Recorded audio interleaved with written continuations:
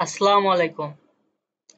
গত ক্লাসে আমরা শিখেছি রেওয়া মিলের ডেবিট পাশে কোন এন্ট্রিগুলা বসে এবং ক্রেডিট পাশে কোন এন্ট্রিগুলা বসে। আজকে আমরা একটি রেওয়া মিল সম্পূর্ণভাবে করব।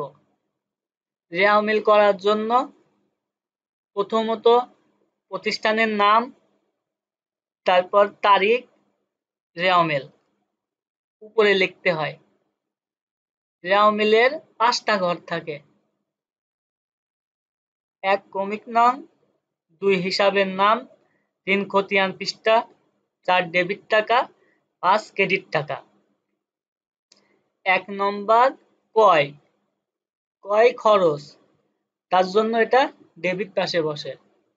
বিক্রয় আয় হওয়ার জন্য এটা ক্রেডিট পাশে বসে। মূলধন মালিকানা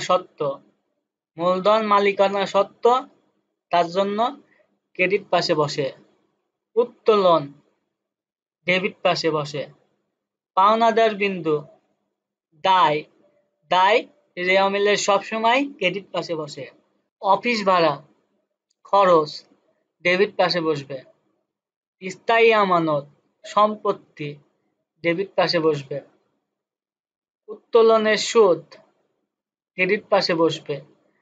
দেনাদার বিন্দু ডেবিট পাশে। প্রাপ্তবাট্টা ক্রেডিট পাশে। প্রাপ্তবাট্টা আয়, তার জন্য এটা ক্রেডিট পাশে বসে। উপভাড়া প্রাপ্তি ক্রেডিট পাশে বসে। লভ্যাংশ প্রাপ্তি ক্রেডিট পাশে বসে। ব্যাংক জমাতিরিক্তের সুদ ডেবিট পাশে। ট্রেডমার্ক ডেবিট পাশে। চালানি কারবারে পণ্য প্রেরণ ডেবিট পাশে বসবে। বকেয়া অফিস ভাড়া ক্রেডিট পাশে। লগ্নির অনাদায়ী সুদ খরচ ডেবিট পাশে। আসবাবপত্র, কলকবজা, নিষ্ক্রিয় সম্পত্তি, ইজারা সম্পত্তি, এগুলা সম্পত্তি রেওয়া মিলের সবসময় ডেবিট পাশে বসে। প্রারম্ভিক মজুত পণ্য ডেবিট পাশে বসে। রেওয়া মিলে প্রথমত ডেবিট টাকা যোগ করতে হয়। যোগ করে 6,90,000 টাকা হলো। তারপর ক্রেডিট টাকা যোগ করতে হয়। যোগ করে 6,90,000 টাকা হলো।